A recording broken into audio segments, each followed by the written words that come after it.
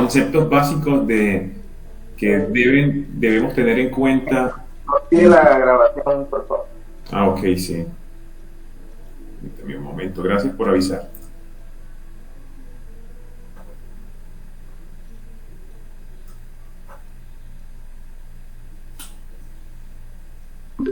Listo, ya se inició. Gracias. Entonces, hablaba que para hacer un resumen de ayer, veíamos conceptos básicos de lo que es el término de la seguridad de la información, cuál es la diferencia con seguridad informática, cuál es la diferencia con ciberseguridad. Espero que eso les sirva también a ustedes para que cuando hablen del concepto lo tengan claro y lo transmitan de una manera adecuada. También hablamos de los términos de los principios de seguridad, confidencialidad, ¿se acuerdan? Confidencialidad, integridad, disponibilidad. Hablamos de identidad, ¿cierto?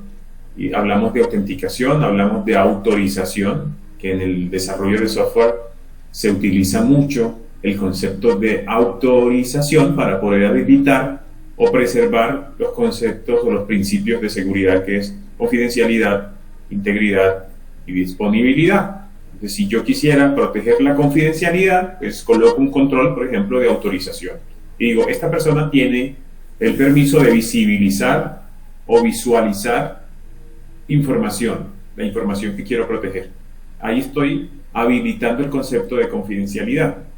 A través de la autorización también puedo decir, esta persona tiene la autorización para modificar el dato. Por lo tanto, de esa forma estoy preservando o ayudando a preservar la integridad de la información.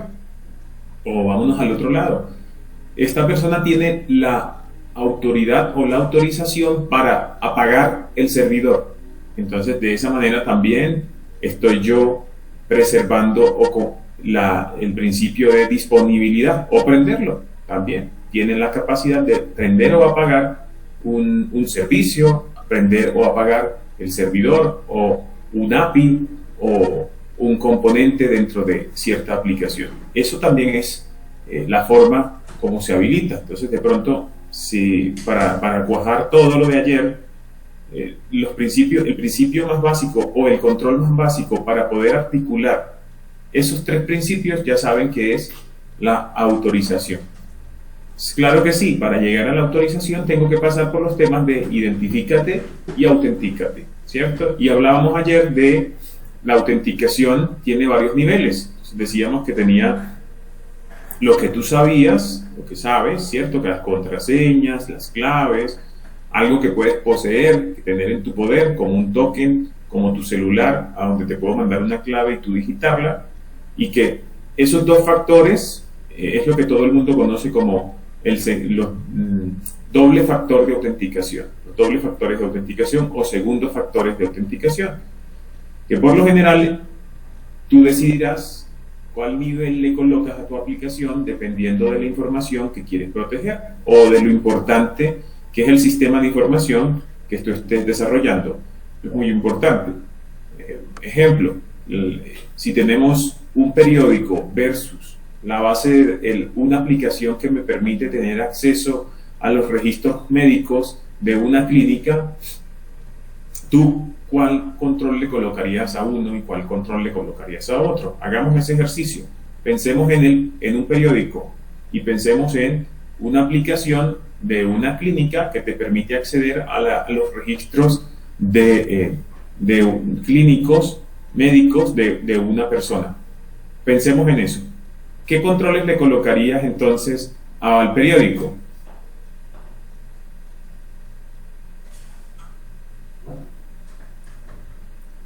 Pero de a uno, nada más de uno, de a uno. Por ejemplo, profe, ingeniero, en caso de los periodistas, por ejemplo, ellos tienen, si van a entrar a mi plataforma del periódico, tienen el derecho bueno, entran y pueden redactar su artículo, ¿no? O sea, el tema del día. ¿Ahí qué control le colocaría? Pues de redacción, diría, no, vamos a colocarle un control de redacción acá para que ellos solamente pues puedan redactar en su sesión, puedan redactar el artículo del día. Redactar es una acción. Ajá. Sí, sería el control sería el acceso con usuario y contraseña, puede ser. Sí, sí, no, ellos van a entrar porque el lector no tiene acceso con simplemente por fuera, ¿no? Pero, por ejemplo, el periodista sí tiene su clave de acceso, su Ese es el seguridad, control, ojo. Autorización. su autorización para entrar a la plataforma y poder redactar el artículo. O sea, Muy bien, entonces Bueno, le vamos a dar, hablemos de controles, digamos que ahí sí es importante que tratemos de diferenciar entre lo que le permito hacer y el verdadero control, porque va a haber algo que es el que te va a ayudar cuando tú desarrolles el sistema a permitirle hacer algo, pero tienes que pasarlo por un filtro. ¿Se acuerdan de esa imagen que les traje donde había un sujeto, había en la mitad una capa donde estaban las acciones y había aquí como un Rubik? ¿Se acuerdan? Entonces, en el caso del periodista es como si el periodista ya pudiera mover el Rubik, pero antes de llegar allá va a tener que pasar por una capa. Entonces mi pregunta está orientada a eso. ¿Qué control colocarías allí para que él pueda, para saber si él tiene la capacidad de redactar un artículo y publicarlo en ese periódico? ingeniero, buenos días, con John Jairo Patiño. Bueno, control de acceso, por lo menos yo colocaré un control de acceso de 2 pasos para verificar la identidad y posterior autenticación. Podríamos usar de pronto una herramienta que he estado mirando, que es una de Google Authenticator, creo que es. Google Authenticator. Ellos tienen un token, entonces vamos a suponer que implementamos ese token para el teléfono y le damos la verificación de identidad y posterior autenticación. Ahora, para el tema de su espacio de trabajo, ahí solo una autorización a su espacio de trabajo nada más, que no pueda interferir en las noticias o en la sección de otros periodistas, solo colocarlo en un espacio de trabajo con quizás una zona pública, donde todos tengan acceso pues a esa zona pública, pero solo podría hacerle el CRUD a su zona privada, digamos. Por lo menos inicialmente sería ingeniero John, y también ahí en esa partecita él tiene que simplemente el privilegio de redactar, porque me imagino que ahí hay un director porque el periodista no puede llegar y hacer el artículo y publicarlo. Tiene que haber un filtro, o sea, el director del periódico. Entonces me imagino que el periodista, editor, más o menos como una revista indexada. Hay unos pares evaluadores, me imagino, no conozco el caso, pero voy a hacer, digamos que existe el jefe de sección, más el director principal, más el evaluador, me imagino. Digamos que es un artículo científico, me imagino que puede ser así. Cada quien tendrá acceso a su sección, salvo que le dé autorización a otro que le revise. Muy bien. Muy bien, esa es una forma también que ustedes se dan cuenta que cuándo aplicar qué concepto y tenerlo claro, en qué momento y cómo debo articularlo. Si yo quisiera entonces lograr lo que ustedes me dicen, tengo que colocar ahí entonces unos esquemas de autorización. Recuerden que ayer hablamos de la autorización y decíamos que era como una lista, ¿cierto?, de lo que se puede o no hacer, o que un sujeto puede hacer sobre un objeto, ¿cierto? Eso lo decíamos ayer, un listado. Entonces puedes redactar, puedes publicar, o necesariamente también puede existir una segregación. Entonces yo puedo redactar, pero no lo publico, solamente lo paso a un siguiente estado, que entre otra persona que me revise, por ejemplo, como hablaban ustedes, el editor, y el editor dice estoy de acuerdo y lo puede publicar. Digamos que toda esa secuencia es lo que es el concepto de autorización, el concepto de autenticación a autorización, ¿listo? Y recuérdenlo, son 2 términos, pero son diferentes también. La autenticación y la autorización. Autenticación es demostrar que yo soy quien digo ser frente a la aplicación. Y decíamos, muy bueno, porque hablábamos aquí en el ejemplo y en el ejercicio, ustedes al aplicar Google Authenticator, Google Authenticator sería un segundo factor de autenticación porque es algo que yo poseo. El Authenticator estaría en mi celular y mi primer factor de autenticación sería el usuario y la contraseña. Entrando al segundo, que sería el Google Authenticator, que sería entonces mi segundo factor de autenticación. ¿Listo? Para que lo tengamos presente y de esa manera pues hacemos el resumen de lo que vimos el día de ayer. Ahora, hoy ¿de qué vamos a hablar? Vamos a hablar del contexto. ¿Qué pasa? ¿Por qué tenemos que agregarle seguridad a las aplicaciones?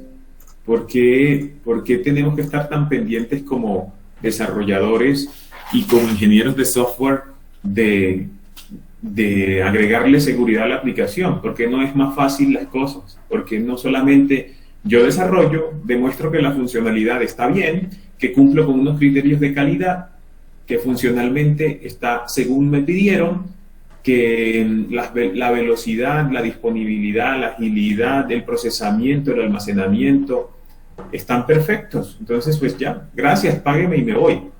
Porque entonces la vida no es tan fácil, como lo decíamos ahorita, ¿no?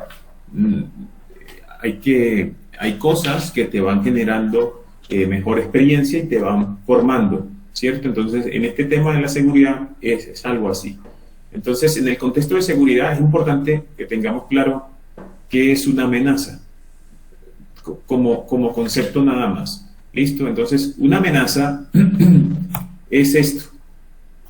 Esto es tomado de definiciones ya especializadas y que ya determinan qué es una amenaza. Esto, digamos que ustedes lo pueden utilizar. Es una circunstancia, entonces, desfavorable. Ayer hablábamos que la amenaza no solamente es un hacker, un cracker, no. Puede ser también la naturaleza. En el mundo de los sistemas de información también puede ocurrir una falla catastrófica generada por la naturaleza. Entonces, puede suceder algo que genere consecuencias desfavorables, negativas, contra un sistema de información. Y ayer también hablábamos de riesgo, ¿se acuerdan de riesgo operativo? Que puede haber una falla eléctrica, ¿cierto? Que no pensaste en las capacidades de tu sistema y entonces, ¡pum!, puede ocurrir algo. Pues, viéndolo desde el lado de la amenaza es la circunstancia desfavorable. Y es que justo el día que publicaste se conectaron a lo que ayer me hablaban del portal. Entonces, listo, se conectaron al portal 1000 personas al mismo tiempo y el pobre sistema se cayó. Eso fue la circunstancia desfavorable. Entonces, eso fue la amenaza. Y desde la visión de riesgos, ustedes tienen que tenerlo claro para evitar que eso les ocurra, adelantarse a la situación siempre. Que no suceda que ya se materializó la situación y entonces ahí yo reacciono. Esa no es la forma de manejar, ustedes como ingenieros de software, no es la forma de manejar la construcción de un sistema de información. Por lo tanto, tienen que preverlo con anterioridad y de esa manera tomar las medidas consecuentes para evitar que algo pase. ¿Listo? Ahora, como les decía, pueden ser causas naturales, accidental es lo que pasa en el portal. Se conectan 1000 personas al mismo tiempo y lo tumban. Esa acción de conectarse al mismo tiempo era la amenaza. Ojo que no era maliciosa, pero en el caso del diseño sí es considerada como una posible amenaza. Desde la visión de riesgo operativo, desde la visión de seguridad, no es tan visto como malicioso. ¿Listo? Y en circunstancias, si esta circunstancia acontece a la vez que existe una vulnerabilidad o debilidad en el sistema, entonces puede derivar en un incidente de seguridad. Y ayer hablábamos también de eso, que no siempre, alguno de ustedes mencionó, el tema de negación de servicio. La negación de servicio puede ocurrir, volvamos al portal, por una manera circunstancial, no diseñé con la capacidad necesaria el sistema y por lo tanto eso generó que se cayera el sistema por la cantidad de conexiones concurrentes, pero también puede pasar por una falla en el desarrollo. Puede suceder que yo, por malas prácticas de desarrollo, de codificación, dejé una vulnerabilidad en mi código y eso fue aprovechado por un atacante y de esa manera generó una circunstancia desfavorable. Entonces, ¿qué circunstancias desfavorables generan amenazas como estas? Pues es muy simple, aquí se los traigo. Les voy a traer situaciones. ¿Ustedes han escuchado este término, SolarWinds? ¿Saben más o menos quiénes son? No la conozco. Bueno, entonces acá abajito yo les traje ese tema. Miren, SolarWinds, si yo les menciono IBM, saben de quién estamos hablando, ¿verdad? Correcto. Claro, claro, teacher. Si les menciono Microsoft, ¿les suena? Cisco, Intel, Nvidia, los conocen, ¿verdad? Sí. Bueno, pues ellos como empresas también tienen sus propios proveedores. Ellos no funcionan solos. Por lo general a veces, a mí me pasaba hace muchos años que yo decía, Microsoft, ¿no? Esos manes son unos locos, ellos inventan todo, ¿verdad? No necesitan a nadie. Como empresa hacen todo solitos. Pues no, hay empresas que les dan servicios también tecnológicos. SolarWinds es una empresa que fabrica un sistema core, así como, no sé, creo que antes yo escuchaba en la popular escuchaba el Academusoft, algo así, ¿cierto? Ese Academusoft, ¿quién lo desarrolla? Pamplona, todavía es el que se utiliza. Entonces lo hace Pamplona, ¿verdad? Entonces, a pesar de que nosotros somos una universidad, tenemos un proveedor que es otra universidad. ¿Y qué me provee? Una plataforma core para prestar mis servicios, para mejorar mi operación, ¿cierto? En el caso de SolarWinds, ellos fabrican una plataforma que se llama Orion. ¿Listo? Y miren, me pareció importante ponérselo acá para que sepan lo que puede pasar cuando un desarrollo o un sistema de información que se vende de esta manera o que lo entregas a las organizaciones te puede generar un problema. ¿Ustedes conocen qué es la lista Fortune 500? ¿Saben qué es eso? Las 500 empresas más grandes del mundo. Son las empresas más grandes del mundo, no de Estados Unidos, del mundo.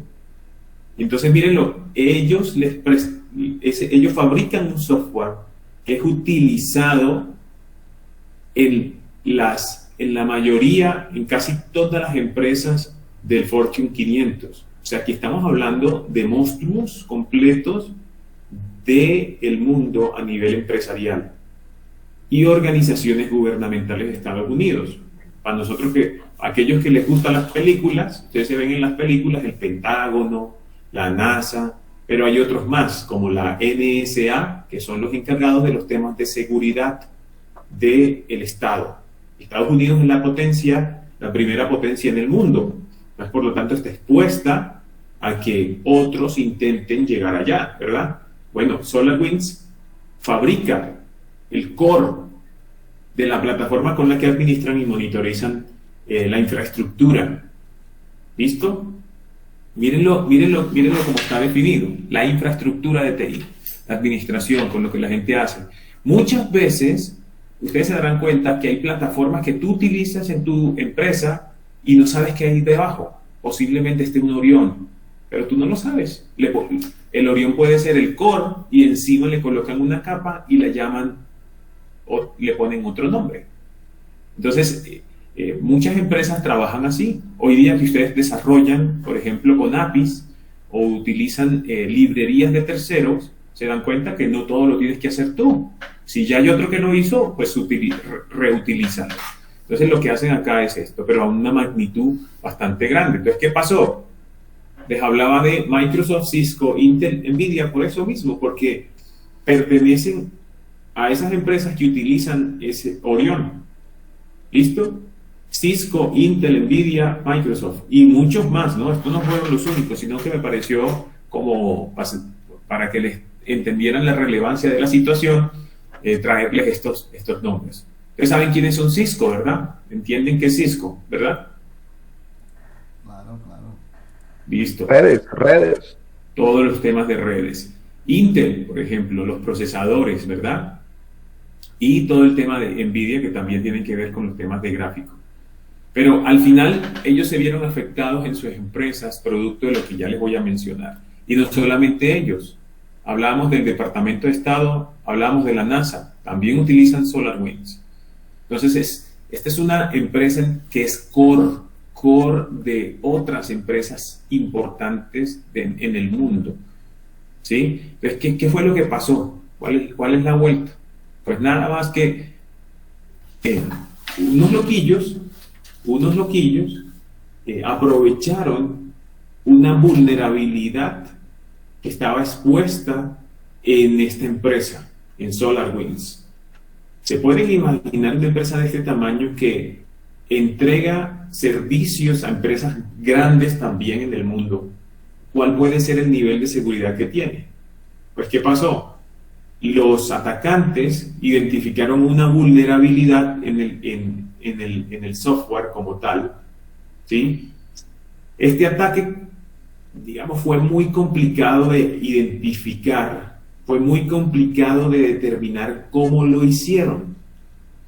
La mayoría de estos ataques empiezan con un engaño. Ayer hablábamos de la gente ingenua, ¿verdad? A la que le llamaban y le quitaban la contraseña, le quitaban los números de las tarjetas.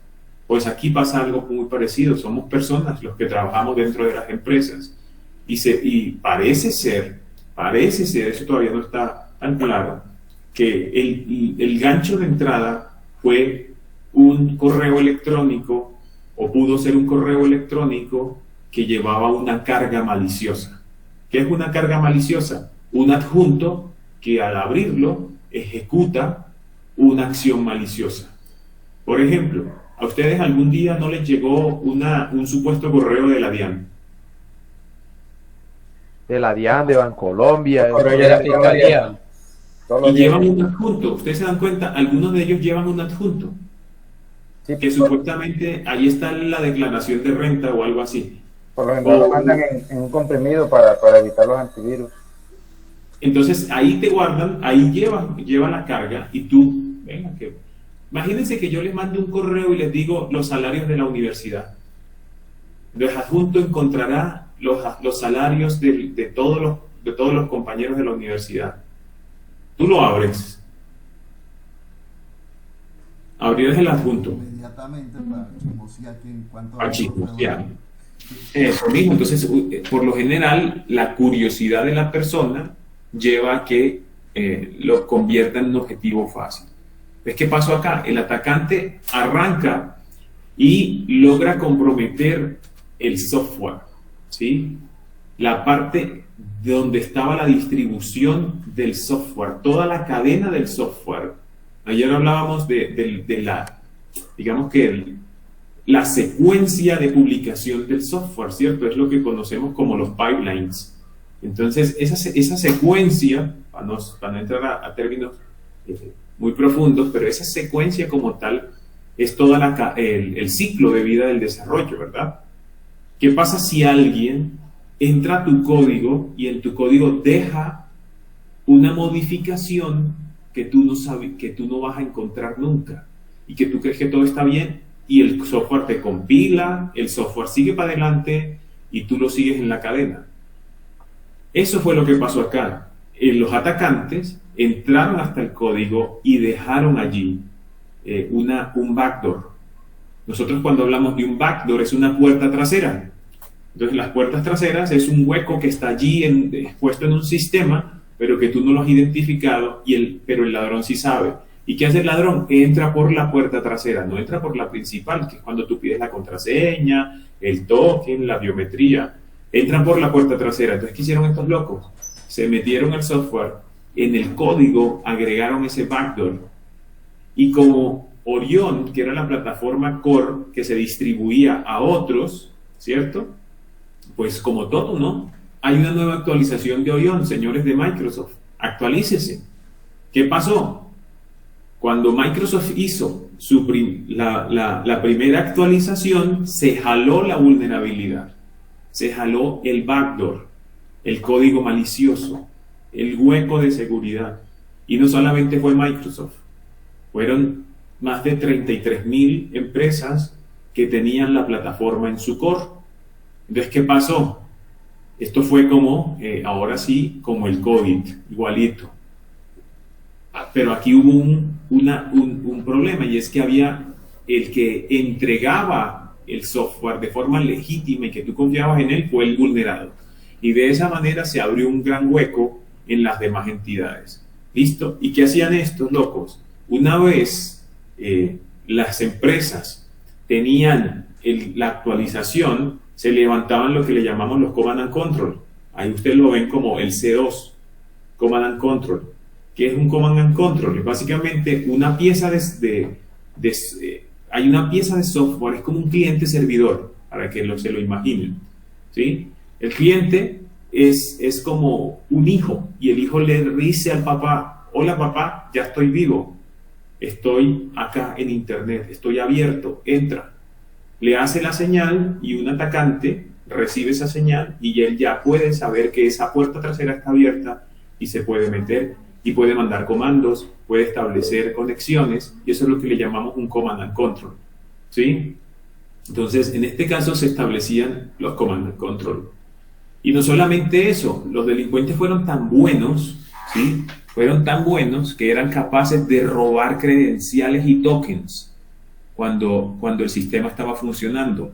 Empezaban a robarse, por ejemplo, dejaban que en Microsoft la gente entrara. Entonces imaginémonos que ustedes eran el desarrollador de Microsoft, desarrollando, por ejemplo, un parche. Estoy desarrollando un parche para el sistema operativo, pero no crean, Microsoft tiene controles de seguridad muy fuertes. Entonces ya se van a dar cuenta, o los que han utilizado eso en desarrollo, que tú puedes generar claves específicas para el consumo de ciertas componentes. Bueno, esas claves son los que aquí ustedes ven que se llama SAML token, o las claves de SAML, que es básicamente autenticación, ¿sí? Autenticación, para poder lograr a partir de esa autenticación autorización, como hablábamos ahorita del redactor, de poder escribir. Entonces, los delincuentes eran capaces de sustraer, porque la vulnerabilidad existía en el core, sustraer esas claves y enviárselas. ¿Qué generó esto? Miren, desde el 2019, miren la línea de tiempo. Desde el 2019 estaban esos locos allá, ¿sí? Miren cuando empezaron. Septiembre del 2019, mira la cadena. Esto ¿cómo lo sabemos? Porque en el análisis forense, a partir de los registros, ¿se acuerdan del concepto de auditabilidad que hablábamos ayer? Para esto es importante también, para poder determinar qué fue lo que ocurrió.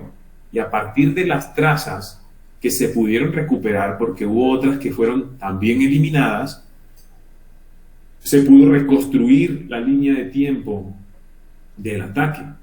¿Y cuándo se dieron cuenta? Es el punto final, ¿sí? Fue en el momento que se dieron cuenta. Miren la fecha.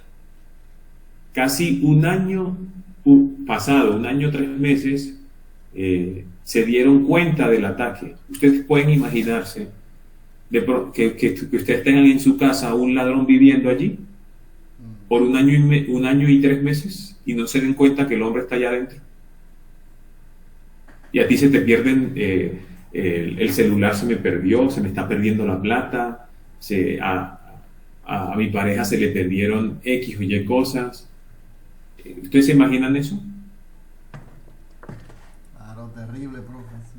Estaba durmiendo con el enemigo. Estaban durmiendo con el enemigo. Entonces, si se dan cuenta, de esa manera se puede aprovechar una vulnerabilidad en la cadena de distribución de software. Y ustedes, digamos que como estamos hablando desde la vista del desarrollo de sistemas, ustedes se van a encontrar mucho con esa situación donde un cliente de ustedes les dice: venga, garantíceme su seguridad. No solamente lo que él te exija, que te diga que mi aplicación como tal debe tener seguridades, sino también te va a decir a ti que tú tienes que garantizar la seguridad en tus instalaciones, en todo tu montaje, en todo tu ciclo, porque es que tu ciclo puede convertirse en un grave problema para el que le prestas el servicio. Y por eso hablamos ayer que la seguridad es un diferenciador competitivo para ti. Si tú dices: venga, si yo tengo mi fábrica de software pero mi software, el software que yo te desarrollo cumple con la seguridad del ciclo de vida del desarrollo, te van a preferir a ti que a otro que no lo tiene. Van a preferir a una persona, a un diseñador, a un ingeniero de software, a un arquitecto de software. Lo van a preferir si tiene claro los conceptos de seguridad a otro que no tiene ni idea. ¿Sí? Entonces es igual como cuando el que no habla inglés o no habla un segundo idioma. La misma vaina. Tú puedes ser muy bueno, pero si el requisito es que hables un segundo idioma, pues hasta luego. No lo tienes. Eres muy bueno. Es que yo soy excelente, era el mejor en la universidad, becado y con laureles. Pues bueno, pero qué bien, pero no, qué pena no hablas.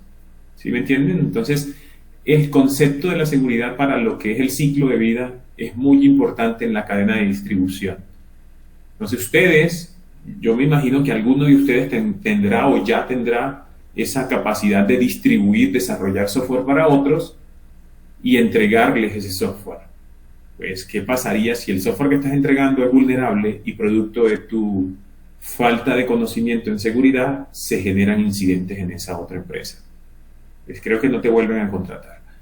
Ahora bien, esta no es la única forma, esta no es la única situación que pasa a nivel de amenazas. Entonces están los conceptos de ransomware, que ayer hablábamos del tema, alguien lo mencionó, ¿cierto? Y decíamos que un ataque de ransomware generó impacto. ¿Ya ustedes tienen el concepto claro que es un ransomware? ¿Entienden qué es un ransomware?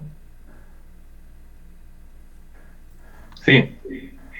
Explícanos. Yo entiendo, ingeniero, que es cuando por diferentes medios, pueden ser, por ejemplo, mensajes de texto, correos o algún medio como de comunicación, uno accede a un archivo que realmente no es, o a un link, pues, que realmente no es al que tú conocías. No sé, en vez de entrar a Bancolombia, entras a otra página que se parece a Bancolombia, pero no es, y entonces ahí revelas tu información. No sé si no, ese es phishing. El ransomware es ok, gracias.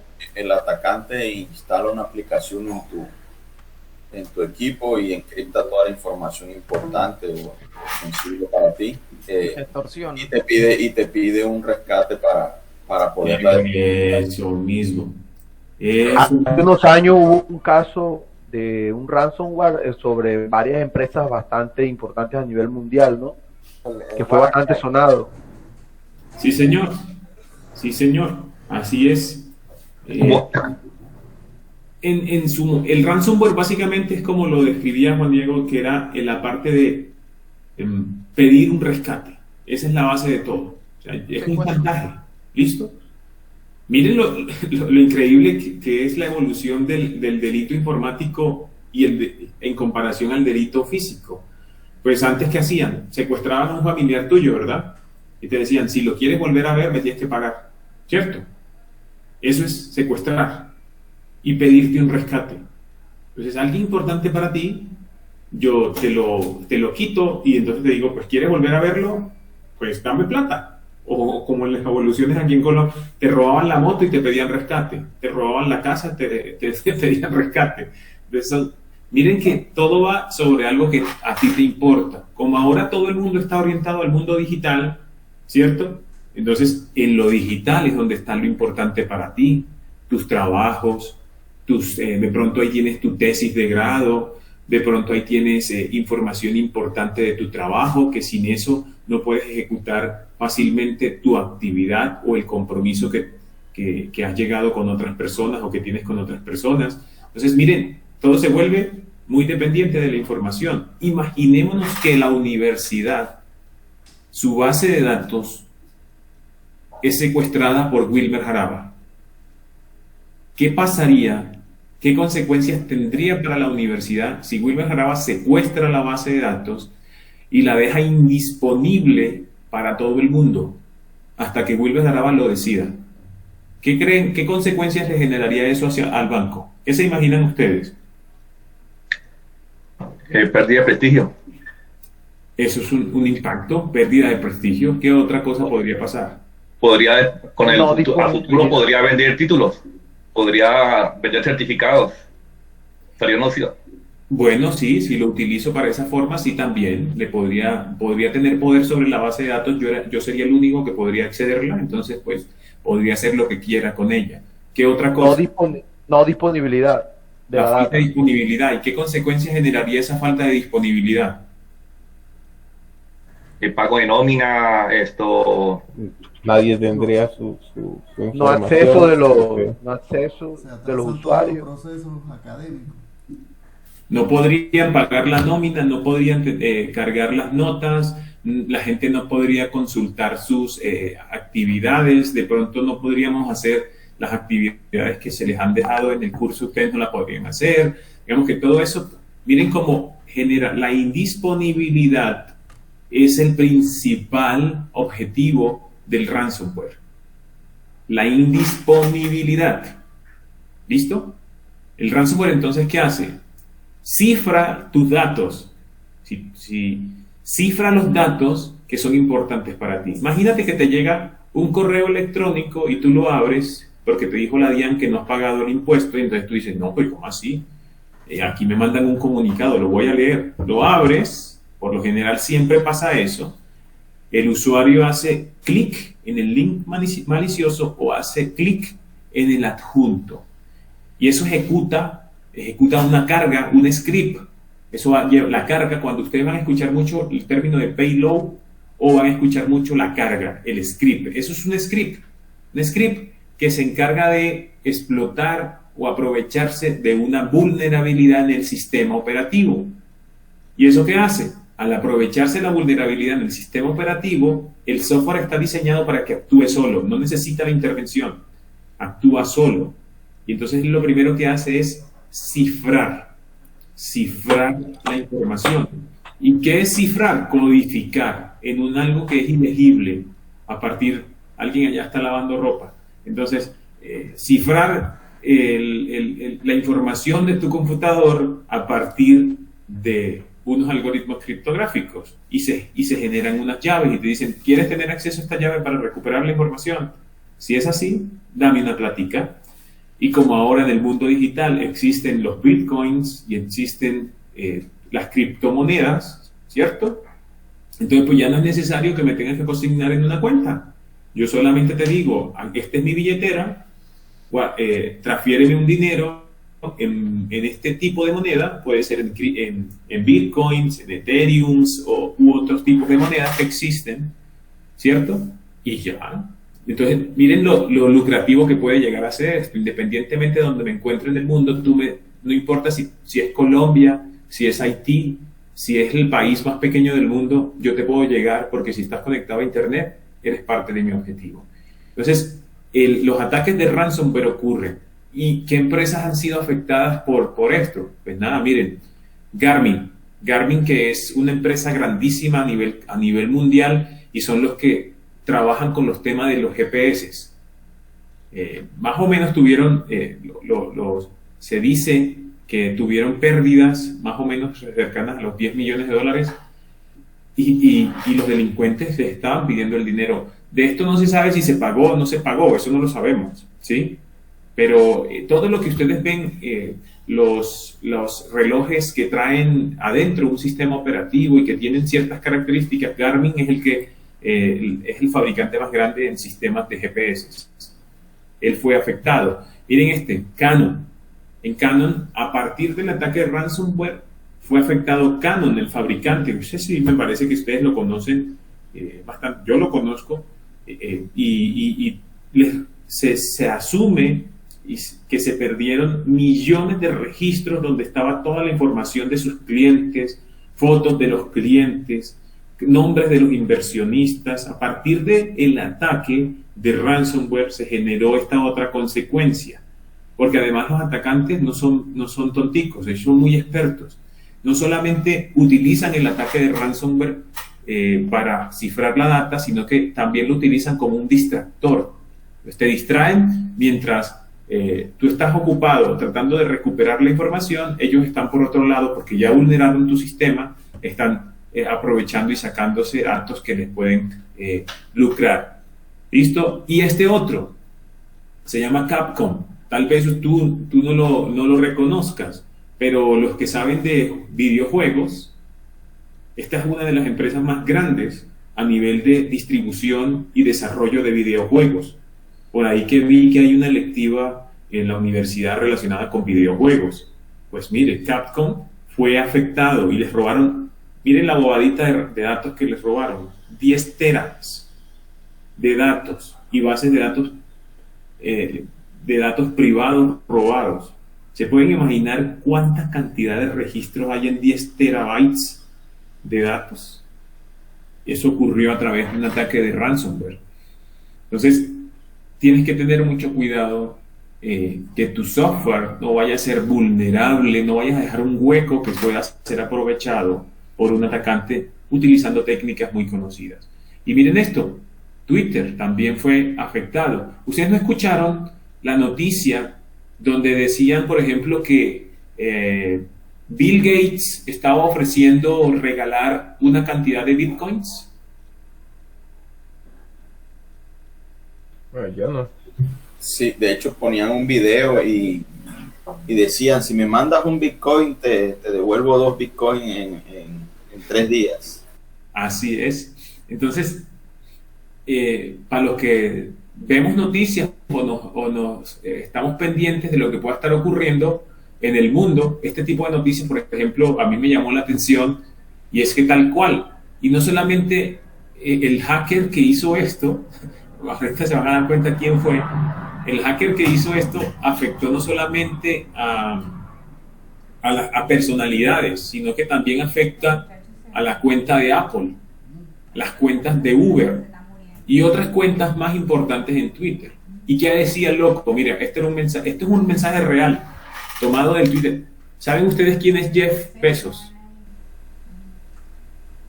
Sí, ese es el presidente de Amazon, o era pues el CEO de Amazon. Es el fundador, ¿sí? O sea, el dueño de esa vaina. Sí, él es el dueño en sí.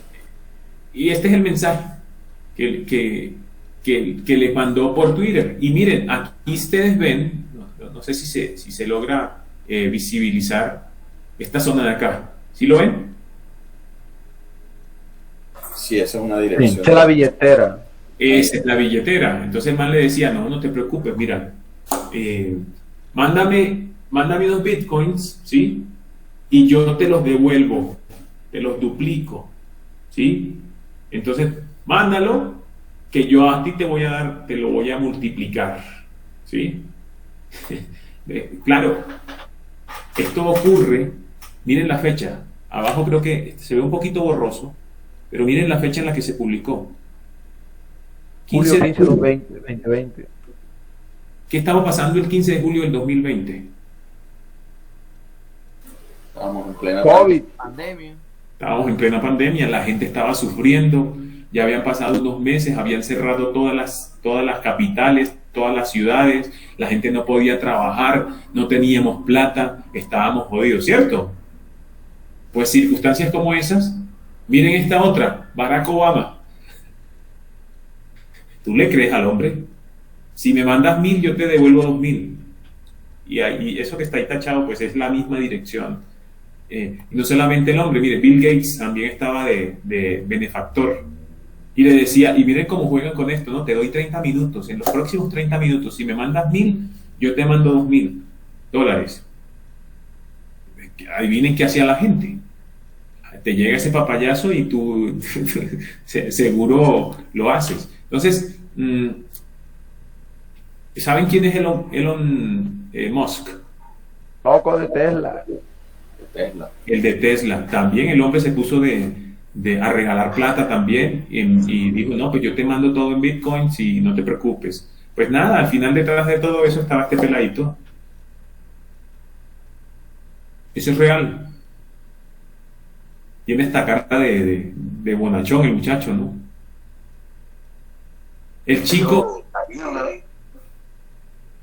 ¿Cómo? Lo que le hizo fue falta correa de pelado. ¿Y cómo lo agarraron, ingeniero? ¿Y cuál era el origen del hacker, ingeniero? Bueno, resulta que miren, el origen estuvo, allá arriba se los puse. Básicamente, no tuvo que hacer mucho el hombre. El hombre realmente lo que hizo fue sobornar a un empleado de Twitter que le permitió, le entregó las credenciales para ingresar a unas plataformas de administración. Entonces, yo no sé cómo hizo, pero este muchachito convenció a ese otro que trabajaba en Twitter, trabajaba en la empresa como tal, y le dijo, pues, dame acceso y yo te doy un dinero de lo que gane. ¿Cuánto más o menos dicen que el hombre se ganó? $120,000, o sea, cayó gente. El hombre recibió aproximadamente $120,000. Eso dicen, ¿no? Porque no se pudo cuantificar realmente el total de la pérdida. Pero todo ocurrió a partir de unos accesos que le entregaron a ese muchacho, y lo peor de todo no es eso, es que lo hizo todo desde un celular. Y de esa manera logró vulnerar a un sistema de información. ¿Y esto por qué se los traje? Porque así tú tengas todos los controles posibles a nivel de una infraestructura, puede suceder que por culpa de una persona que tenga los privilegios de poder acceder a él y tener control sobre partes importantes de ese sistema, te pueden hacer daño. Y ahí es donde debe existir capacidades de seguridad que te permitan identificar acciones maliciosas sobre el sistema de información. Ayer algunos de ustedes me decían que administraban plataformas, que cargaban información o cargaban contenedores, utilizaban nube o administraban plataformas on-premise en las empresas, ¿sí? Pues bueno, esos sistemas hablábamos que son la base de los sistemas de información, de las aplicaciones. En este caso la aplicación era Twitter.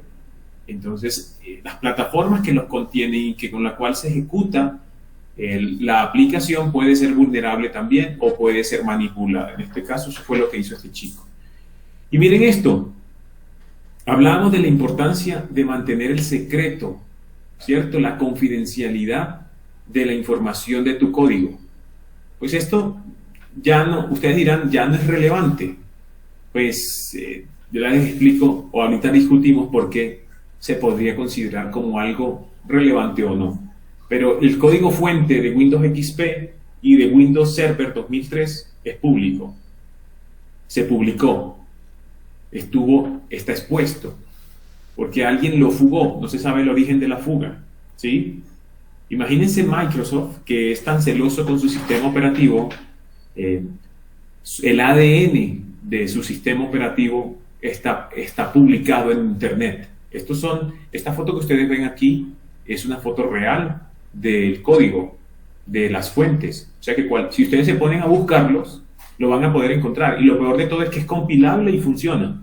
Usted lo puede compilar y le va a funcionar. ¿Sí? Entonces tú puedes agarrar este código, compilarlo y tener tu propio sistema operativo. ¿Cuál es el problema? Una advertencia. Tengan cuidado porque puede tener le puede pasar lo de SolarWinds, ¿no? Ahí puede tener su troyano. Y te pones a compilarlo, a correrlo y de pronto estás abriendo una puerta en tu casa. Ten cuidado. Pero este código, ¿por qué es importante esta situación? Porque al tener acceso al código, yo puedo entonces desmenuzar claramente cuáles son los objetos importantes, cuáles podrían ser las vulnerabilidades dentro del código que me permitan a mí como atacante afectarte. Este tipo de cosas es muy relevante, sobre todo si ustedes están liderando un equipo de desarrollo, por ejemplo. Imaginémonos que tú no desarrollas, pero tú sí lideras el equipo de desarrollo. Eres, digamos que el líder en general, tú no eres el que codificas, pero sí manejas toda la ingeniería del software completa, todo el ciclo lo manejas tú. Y resulta que los desarrolladores, cada uno son 5 desarrolladores y cada uno se encuentra en sus casas. Y ayer hablábamos hacen la entrada del código a través de, no sé, GitHub, lo utilizan, o utilizan Jira, o utilizan otro tipo de versionador, pero lo tienen, el acceso está abierto.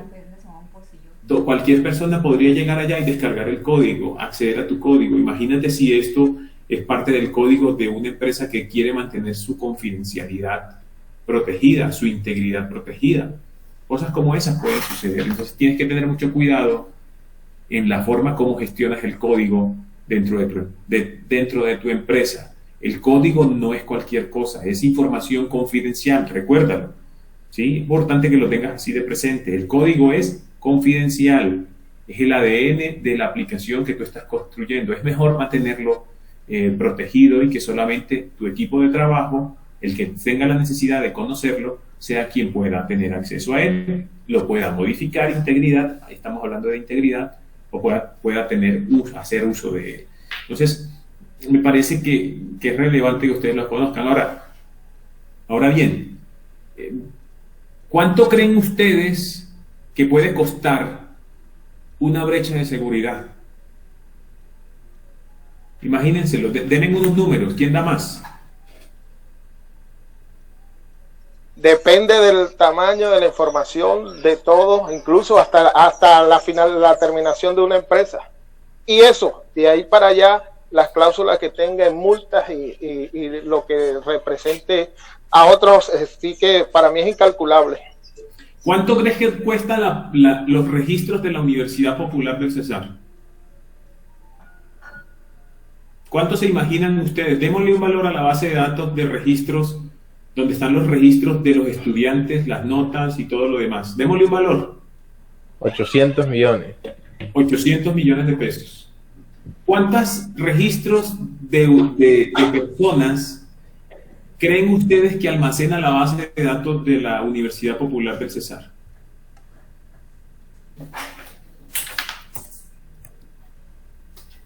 No tenemos que ser exactos. Participen. 14.000, por ahí, no sé. 14.000 personas. No, como 19.000. Más de 30.000, porque tenemos que tener en cuenta los egresados y toda esa información está ahí, no solo porque también tienen que guardar esa información. 21.000 me mandaron una vez el año pasado un archivo ahí plano con todos los 21.000. Imagínense, lo mandaron se lo mandaron al hombre. Oiga, y eso que dice es así, incluso se ha dado con el tema de docente, a veces le han mandado unos listas en Excel con más de 4.000, 5.000 registros, que yo decía, o sea, mira cómo es de sencillo, o sea, la información ahí. Incluso cuando estamos, si uno ve de algo tan bobo, cuando con las listas de correo, que ahorita ya utilizan que no llega a todo, o sea, solamente aparece un destinatario y llega a todos, pero anteriormente ahí se iba una lista larga de correos, que eso también las toma. Y algo tan sencillo como eso, para el tema de marketing digital, lo cogen. Perfecto, entonces, digamos que ese es el número de registros, ¿verdad? ¿Aquí están viendo mi pantalla? Sí, señor. Están viendo que estamos en el reporte de IBM, ¿verdad? Sí. ¿Sí o no? Sí, señor. Tan tímidos ustedes hoy, ¿no? Tómense un cafecito. Entonces, miren lo que IBM hace en el mundo. Ellos vienen y hacen un reporte específico de cuánto puede costar una brecha de seguridad. Y en promedio, el promedio total de una vulneración de datos puede costar 3.86 millones de dólares. De dólares. Ahorita alguien decía que más o menos la base de datos nuestra puede estar costando como 800 millones. Puede ser. ¿Y de eso de dónde sale? Pues bueno, los chicos hicieron un trabajo en el cual establecen cifras muy importantes. Yo este dato y este link yo se los adjunté ahí en la presentación para que ustedes cuando quieran volverlo a revisar ya en detalle lo puedan hacer sin ningún problema, pero pueden darse cuenta que el tema del COVID también incentivó y que la gente se fuera a trabajar de forma remota, también incentivó a que se flexibilizaran ciertos temas de seguridad y por lo tanto pues se abrieran más brechas de seguridad. Entonces es muy importante, échenle un ojito a este reporte, no lo vamos a mirar digamos que en detalle, solamente es un punto para que ustedes tengan contexto de lo que puede realmente costar la data en una organización. ¿Listo?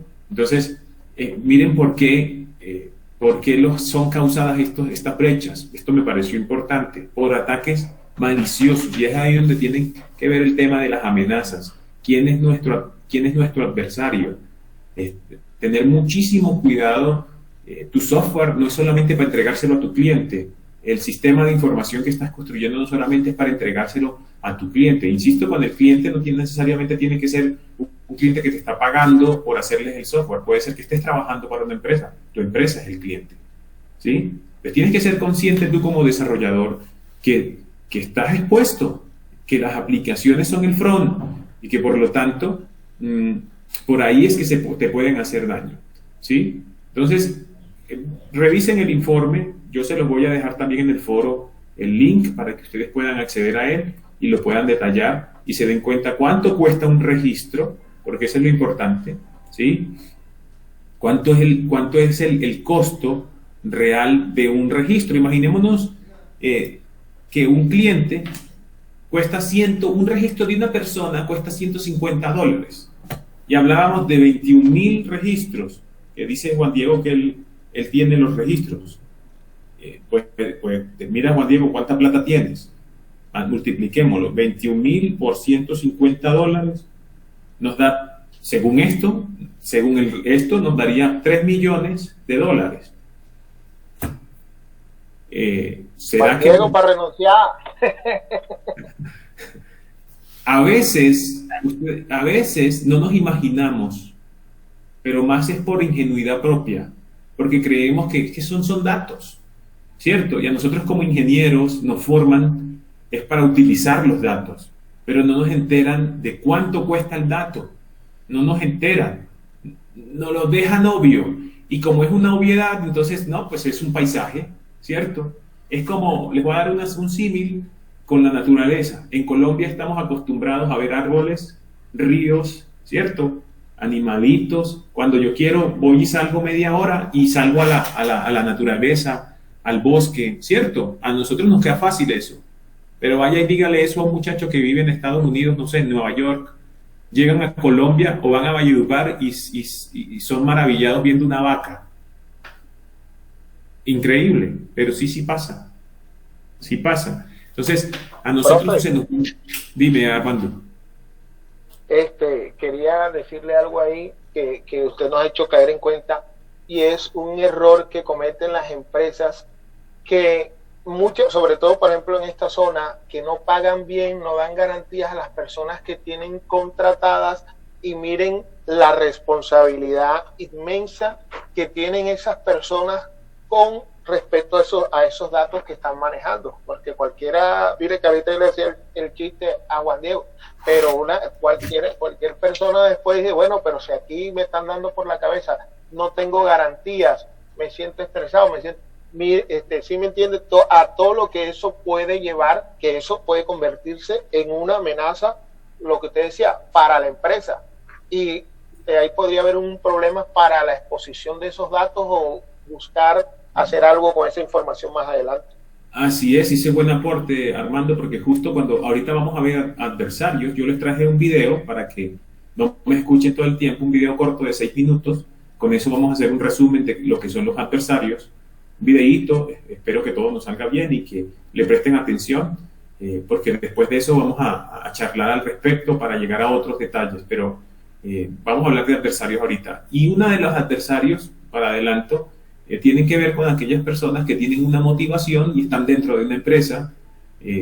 Por aquí algunos me decían uno que trabajaba, no sé, en el sector, en la rama judicial, tiene acceso a información, y qué tal que yo fuera una persona que me interesa uno de esos registros, yo podría hablar contigo de pronto, ¿cierto?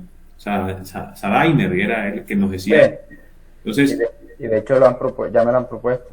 Eso puede pasar. ¿Y qué tal que digan, no, venga, aquí no estamos evaluando la ética ni nada, sino que puede pasar? Sacamos a Sadainer de este cuento, es Wilmer. Entonces, Wilmer está trabajando en la rama judicial también, y entonces Wilmer le pagan, tiene su salario, de eso vive, y tiene deudas, tiene situaciones, se le enfermó el hijo, se pasó algo, y está pasando una dificultad, y justo llega un hijo de madre de estos y te ofrece 20 millones de pesos para que le saques una información. Te sientes tentado, te tientas. Entonces ahí es donde juega un poco el tema de de tu formación, de si eres capaz o no hacerlo. Es básicamente eso. Porque en este mundo eso puede ocurrir. Y no estamos hablando solamente en Colombia, esto pasa en todo el mundo, ¿ok?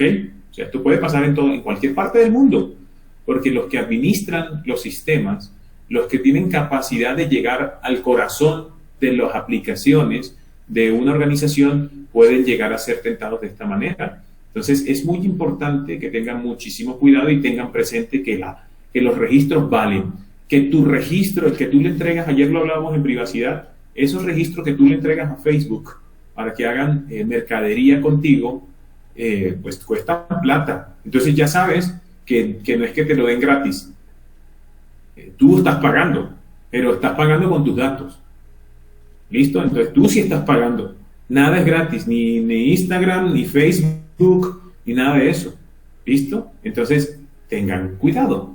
Están haciendo plata con sus datos. Ustedes mismos son el producto. Entonces eso, para que lo tengan presente, igual vuelvo, insisto, yo les dejo el reporte para que entren, los que estén interesados en detallarlo. Hay un documento escrito bastante interesante para que a quien le interese conocer de este tema, le eche una ojeadita. ¿Listo? Ingeniero. Señor. Bueno, tengo una duda porque no sé en qué tipo de ataque cabe un evento que pasó en la empresa. Y es que, por ejemplo, la empresa de trabajo de telecomunicaciones. Entonces, ellos manejan la infraestructura, por ejemplo, para construir unas troncales SIP, que es por donde, digamos, pasan las llamadas de telefonía de cualquier país, o, bueno, en este caso, los clientes de Colombia.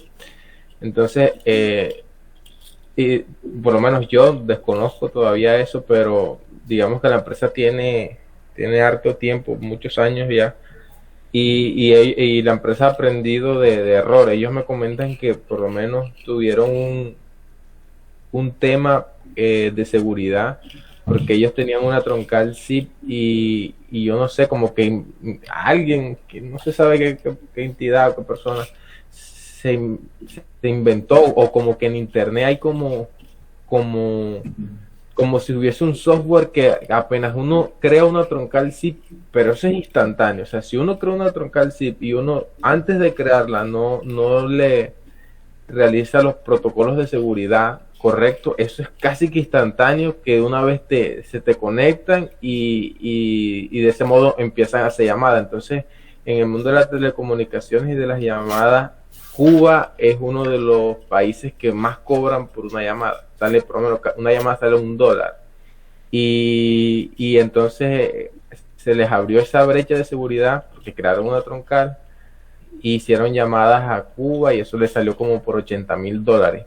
Entonces, yo no entiendo o no sé en qué tipo por lo menos nos hablaba de ransomware, el otro que nos decía el ingeniero phishing, pero no sé ese tipo de software que como que, no sé, eso es al instante, porque es literalmente al instante. Se conectaron, apenas se creó, se conectaron y hemos hecho la prueba así, creando troncales de prueba y eso es enseguida, o sea, es instantáneo, no sé, 30 segundos ya. Si uno no le coloca eso, ya tienes a ese software o a esa entidad o a esa persona, no sé, porque realmente no tengo conocimiento en el área.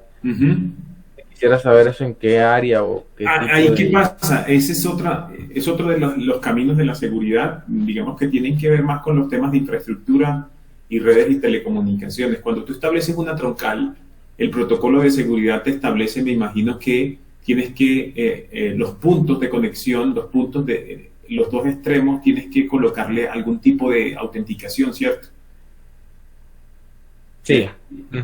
Tú ahí le agregas algo que por lo general en los temas de telecomunicaciones se basa en criptografía. Entonces hablan de llaves. Entonces, no, que tienes que colocar una llave aquí, ¿cierto? Otra llave allá.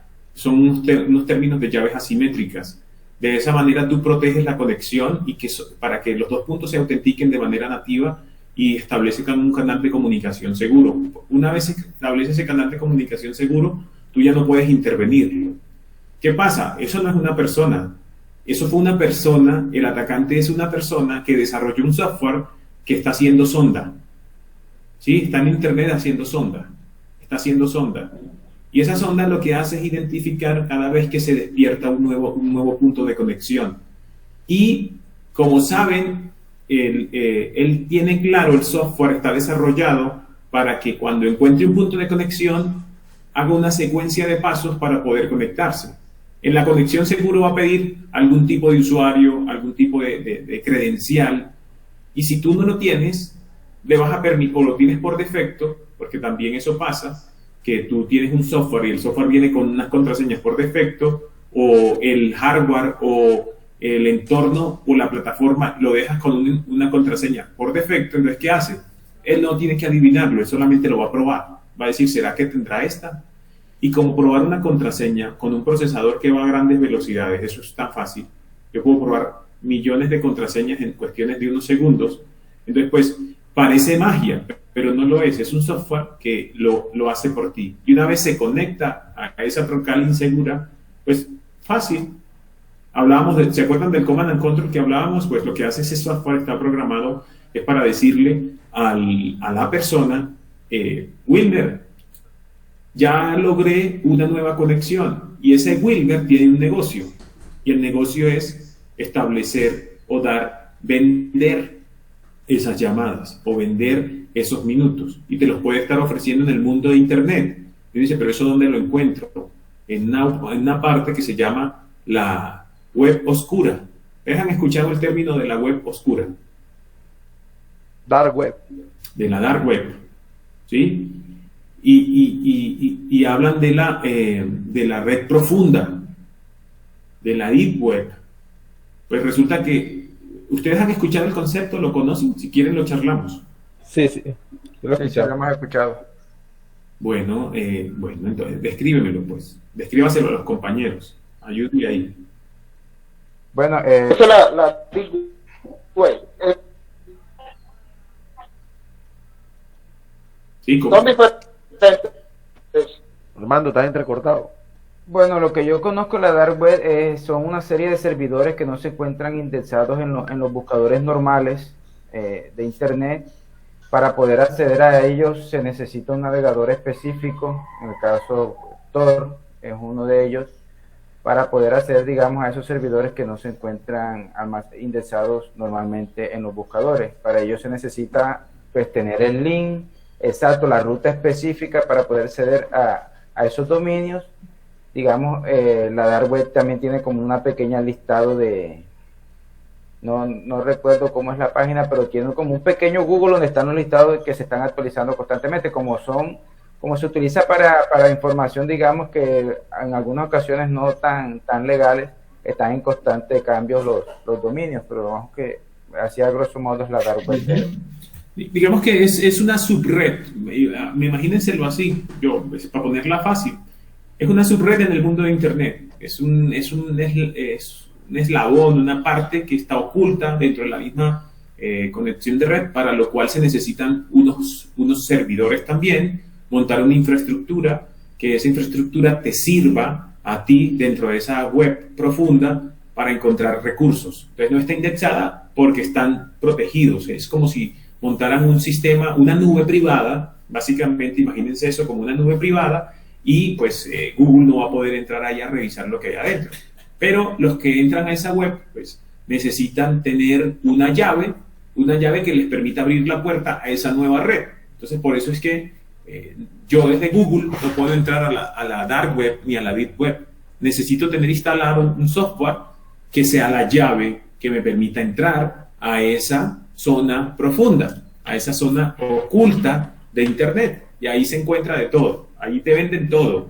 Te venden hasta la cosa más perversa, hasta lo más bonito de este mundo. Sí, como para no darles más detalles. Pero allí es donde encuentras temas. Si ustedes alcanzan a entrar, no sé, con una red Tor, que es la más popular que se tiene, logran entrar a una red Tor. Entonces la red Tor, tú vas a poder allí encontrar cosas tan sencillas como minutos de llamadas a X parte, porque puedo montar un IPBX para poder hacer llamadas. Entonces, miren, somos tantos millones en el mundo que pareciera que eso no sirve, pero la gente lo utiliza, lo puede estar utilizando como medio para poder comunicarse. Y no solamente la gente normal, me refiero a la gente de bien, sino también puede haber gente de mal que utilice esos entornos para protegerse ante la justicia o cualquier ente regulatorio que los esté buscando. Entonces,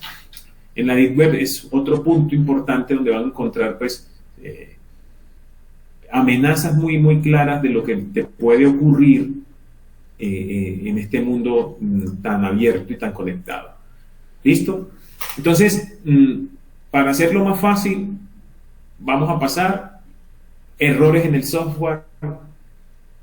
Ustedes como ingenieros de software tienen que tenerlo claro, y es lo importante que es hacer las cosas desde el principio, de identificar las fallas desde el principio en tu ciclo de vida. Es importantísimo identificarlo, ¿sí? Esta gráfica básicamente hace parte de unos estudios no solamente a nivel de universidades, sino también a nivel de empresas grandes que se dedican a esto, a determinar cuánto puede estar costando un error o reparar un error, detectarlo también en la fase del ciclo. Y miren el porcentaje de defectos que se generan o que se inyectan. Esa es la línea azul. La línea azul son los errores que se inyectan, ¿sí? O sea, que se crean en las diferentes etapas del desarrollo. Y pues donde, claro, como es desarrollo y es inyección, o sea, es la generación del error, la mayoría de esos errores se presentan en la codificación. El 85% de los errores que se colocan en una aplicación, en un sistema de información, se generan en la codificación. Entonces, por lo tanto, una medida importante en la codificación es tener buenas prácticas de codificación. Si tú vas a ser el líder de un equipo de desarrollo, lo primero que tienes que enfocarte es determinarle las buenas prácticas de codificación. ¿Y qué son las buenas prácticas de codificación? Nada, hay unos estándares que tú puedes seguir. Por ejemplo, si codificas en Java, si codificas en C, no sé, imaginémonos que esos son los lenguajes, porque los demás pues ya son derivados del mismo. Entonces, no sé, es que yo codifico en Angular. Bueno, sí, codificas en Angular. Pero al final pueden existir instrucciones que ya no son tan buenas o que son inseguras. Metes un código y esa instrucción te puede estar generando una debilidad. Ahorita vamos a verlo cuando estemos viendo ataques de cross-site scripting y SQL injection, qué es lo que lo generan. Se van a dar cuenta que es algo que, no sé, ojalá tú no lo estés haciendo, y si lo estás haciendo lo vamos a corregir. ¿Listo? Pero la mayoría se inyectan entonces en la fase de codificación. Ahora, mire lo difícil que es encontrar un defecto, que es la línea naranja, ¿sí? Lo difícil que es encontrarlo en la fase de codificación. Es bastante complicado. Por eso hay que enfocarnos mucho en que existan buenas prácticas de codificación para evitar que los desarrolladores o nosotros mismos, si estamos desarrollando, estemos incluyendo código vulnerable dentro de nuestros desarrollos. Y sí, hay código vulnerable, porque cuando tú codificas, utilizas librerías propias del lenguaje, ¿cierto? Tú colocas la librería y dices, voy a hacer referencia a esta librería que tiene un objeto por dentro. Ese objeto es este código, ¿cierto? Y le colocas el nombre del código que recibe unos parámetros o que el código ejecuta una acción. Esa instrucción que colocas puede ser vulnerable y eso ya está documentado en el mundo.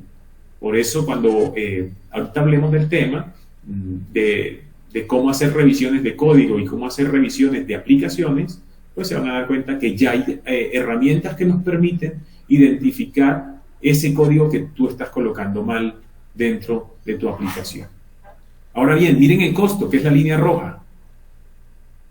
Miren el costo de reparar un defecto en codificación versus el costo de reparar un defecto en el versionamiento, en la salida, en la distribución, en la puesta en producción.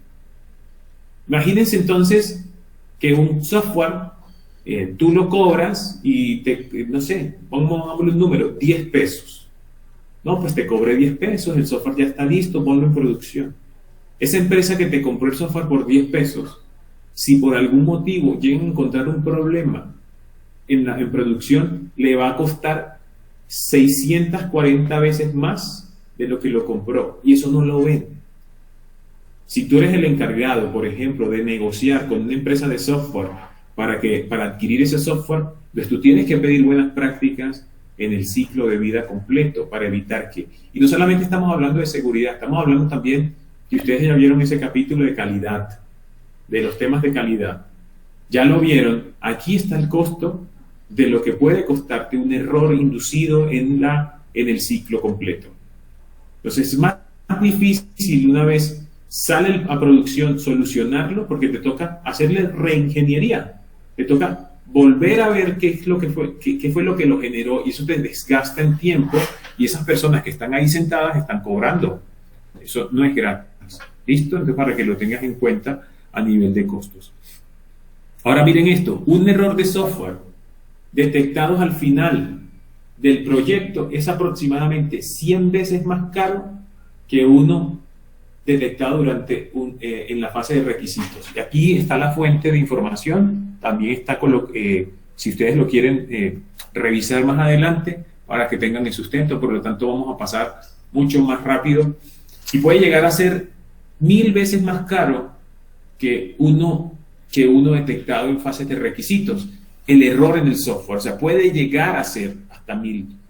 Y bueno, y así van a encontrar más estadística. El 80% de los errores se originan entonces en la fase de construcción, entre el 80 y el 85% de esos errores. ¿Listo? Ahora miren, si tú haces pruebas sobre la aplicación, ¿sí? Más o menos eso te toma un 30% del tiempo que te tarda hacer ese desarrollo, ¿sí? Ahora, ¿qué haces tú? Para evitarte esos tiempos, tú lo que tienes que hacer es tratar de encontrar una forma de automatizar, ¿sí?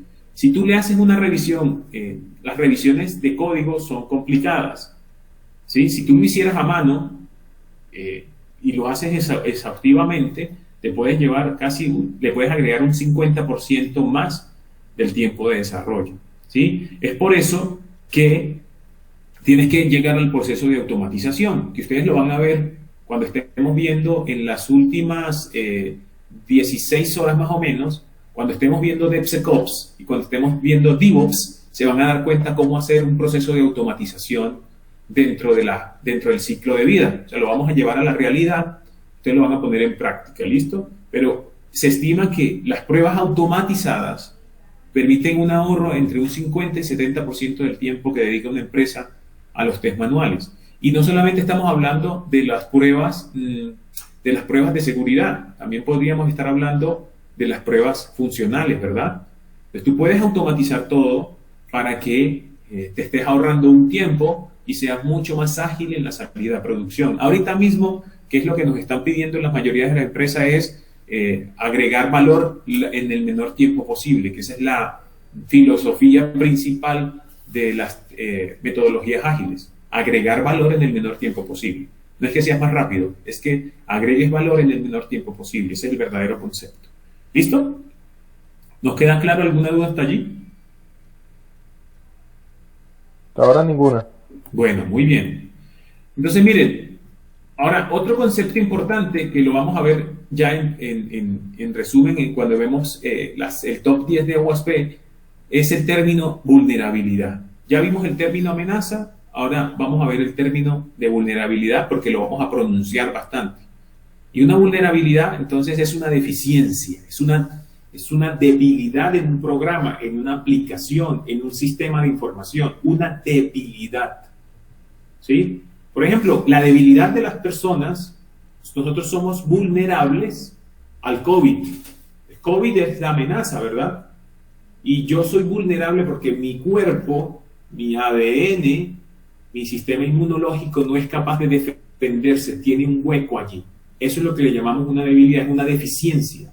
Es una deficiencia en el ser, en este caso. Y aquí sería una deficiencia en el sistema de información que es aprovechado por otro, por una amenaza, o por un actor de amenaza, un agente de amenaza que es el que dispara la amenaza, ¿sí? Que es cuando ya te tiran un ataque. Entonces, en este caso, la vulnerabilidad puede estar presente en los sistemas de información, en los servidores, en los componentes que hacen parte de ese sistema de información. Y recuerden que el sistema de información también incluye la forma como se comunican cada componente con el otro. Entonces ahí están los temas de las redes, ¿verdad? Y es que lleva a tener relevancia, tiene mucha relevancia, porque a partir de allí te pueden afectar tu sistema de información. Entonces, los agujeros de seguridad son aprovechados por los atacantes de esa manera, mediante lo que llamamos exploits. Ustedes van a escuchar mucho el término de exploits, sobre todo cuando estén con Samir, que es el chico que nos va a ayudar a ver las técnicas de ataque dirigidas hacia aplicaciones. Exploits es explotar la vulnerabilidad. Por lo general, yo me aprovecho del hueco, pero lanzo dentro de esa comunicación una carga maliciosa, y esa carga maliciosa ejecuta acciones sobre un sistema. ¿Listo? Ahora, miren el histórico de vulnerabilidades. Les traje los últimos 4 años a lo que va a corte del 2021. Esta es una cifra sacada directamente de CWE y pues bueno, de las fuentes donde se reportan las principales vulnerabilidades en el mundo. Y miren cómo va, miren el crecimiento. Cada año se encuentran más vulnerabilidades. Miren, en el 2021, perdónenme, en el 2021 se encontraron más de 18.000 vulnerabilidades reportadas en esta gran punto de reporte de vulnerabilidades. ¿Ustedes han escuchado el CVE 2000 tal cosa? ¿Sí lo han escuchado? Yo no. No sé qué es eso. No sé. El CVE es una base de datos mundial donde se registran las vulnerabilidades de los sistemas de los fabricantes. Por ejemplo, la vulnerabilidad de Windows, la vulnerabilidad de Oracle. Entonces, esa información se reporta allí. Ellos son un centro oficial de catalogación de vulnerabilidades. Si tú encuentras una vulnerabilidad, por ejemplo, en un servidor de Oracle, y esa vulnerabilidad no es conocida, tú la puedes reportar al CWE, y ellos allá hacen la categorización y catalogación del CVE. ¿Listo? Y ellos te dicen, te voy a dar un nombre de CVE. CVE 123-año tal cosa. Eso es lo que hacen y lo publican en el mundo para avisarle a todas las personas que manejan esa plataforma, por ejemplo de Oracle, para que tengan cuidado que se encontró esta vulnerabilidad que puede ser explotable. Y esa vulnerabilidad la catalogan por facilidad y por el daño que pueda generar. Entonces, es fácil de explotarlo. Cualquier persona con conocimientos básicos podría explotar esa vulnerabilidad y le dan una calificación, que es lo que es el CVSS, que es básicamente un estándar de calificación. Es básicamente eso. Tienen unos parámetros y determinan qué tan fácil o qué tan difícil puede ser y qué tanto daño puede generar en un sistema. Si genera poco daño, más o menos un daño mediano o un daño muy profundo. Todo eso hay en el mundo, ya existen esas fuentes de información y tú puedes recurrir a ellos para poder estar informado. Ahora, les hago una pregunta. ¿Ustedes cuáles creen que son los fabricantes, los constructores de sistemas en el mundo que más generan, a los que más se les descubren vulnerabilidades? Hagamos aquí una encuesta entre todos. ¿Cuál creen? Díganme los 3 primeros. ¿Cuáles creen que son los 3 primeros fabricantes a los cuales se les encuentran más vulnerabilidades? Al Windows. A Microsoft, el dueño del sistema operativo de Windows. Es el que Microsoft, así Oracle. Es. Ajá. ¿Cuál otro se les ocurre? Oracle. Oracle. Sí. ¿Qué más? Apple. Bueno. Android. Google. Bueno, muy bien, no estamos tan mal, tenemos buena percepción. ¿Y por qué creen que esos son los que más se les genera vulnerabilidad? Por la posición en el mercado que tienen, ingeniero, hacia los usuarios. Y por el uso, ingeniero, también puede ser por el uso. Porque son los que más usuarios tienen en el mercado. Muy bien, esa es la verdadera razón, porque son los que más usuarios tienen en el mercado. Entonces les voy a compartir ¿sí? Les voy a compartir una estadística que yo tengo acá, ¿sí? Y aquí está, el principal, aquí está por años, ¿sí?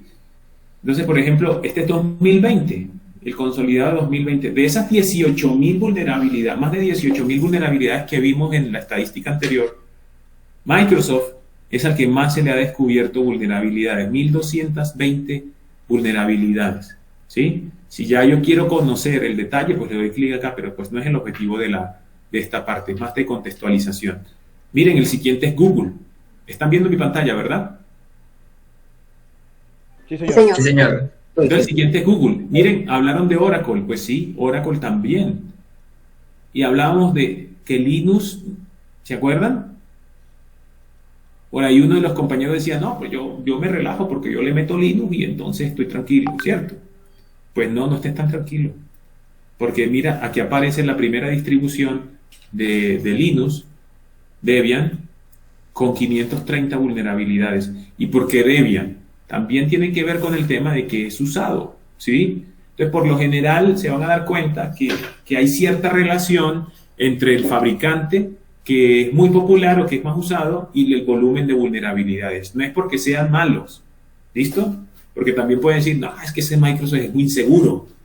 No, lo que pasa es que está más expuesto a que sea más relevante el descubrir una vulnerabilidad en plataformas de Microsoft que descubrir de pronto una vulnerabilidad en Joomla. De pronto eso no es tan bueno, no me da tanta plata. Les digo por qué. El que descubre una vulnerabilidad puede ganar dinero. Yo le puedo reportar la vulnerabilidad a Microsoft y Microsoft me paga por eso. Me dice, oye, gracias por descubrirme la vulnerabilidad. No me mete preso. Me dice, ten este dinero, gracias por encontrarla, yo ya la voy a corregir. Eso puede ser, porque puede ser. Entonces, si se dan cuenta, esto puede tener relación con la importancia que tenga el fabricante en el mundo. ¿Sí lo ven? Y miren Jenkins. ¿Ustedes conocen Jenkins? Sí, ingeniero. Bueno, entonces no solamente son sistemas operativos, ojo, no solamente, vuelvo, insisto, no solamente Windows es el vulnerable, también aquí vemos OpenSUSE, Fedora, IBM, Apple, Debian, ¿sí lo ven? Red Hat, con vulnerabilidades. Pero si tú estás instalando un sistema operativo, ten cuidado, párchalo, cúbrele esas vulnerabilidades porque puedes estar expuesto. ¿Listo? Entonces, eso también para que lo tengan presente, ustedes como ingenieros de software deberían tener claridad de las vulnerabilidades que se pueden estar presentando en un sistema y como ingenieros también tomar medidas dentro del ciclo para que se corrijan, no solamente en la codificación, sino también en la puesta en marcha de ese producto, de esa aplicación, de ese sistema de información, porque recordemos, los sistemas de información se basan en plataformas y las plataformas son el sustento de la funcionalidad. Si tú no tienes asegurado esa parte, pues seguro vas a tener inconvenientes cuando estés desplegando tu software. Entonces, es algo que me parece importante para que todos lo tengamos presente y que seamos conscientes de esa situación. ¿Listo? Ahora bien, les voy a compartir un video donde vamos a meternos a conocer los tipos de adversarios que existen en el mundo. ¿Listo? Entonces, permítanme un momento, yo voy a prepararlo para que todos lo podamos ver. Un momento, por favor.